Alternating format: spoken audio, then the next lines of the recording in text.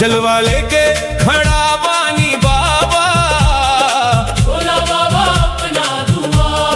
हर हर बम बम गूंजे नगरी, शिव के जय जयकार। जलवा लेके खड़ा बानी बाबा, खोलो बाबा अपना द्वार। नंगे पांव चलनी बाबा, कांटा पत्थर राह, तोहरे नाम के जप करतानी, मिट जाला हर चाह।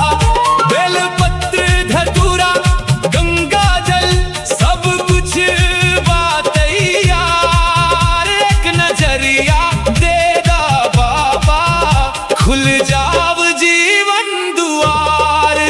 4 बजे हम भोर में आइल बानी, भोला बाबा अपना दुआ।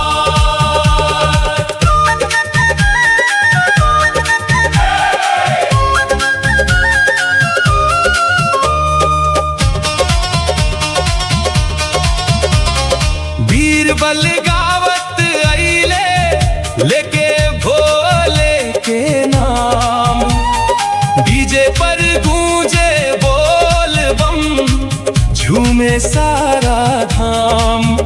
कांवरिया के आस न तोड़ी, सुन ली करुण पुकार। जलवा लेके खड़ा बानी बाबा, भोला बाबा अपना दुआ।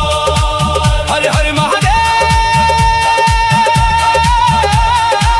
बोल बम बोल बम, डमरू बाजे डमरू बाजे, नगाड़ा बाजे, नगाड़ा बाजे, नाचे सारा संसार। 4 बजे हम भोर में आइल बानी, खोलो बाबा अपना दुआर। जलवा लेके खड़ा बानी बाबा, खोलो बाबा अपना दुआर। कृपा बरसाव भोलेनाथ, भर दो जीवन में प्यार। जलवा लेके खड़ा बानी।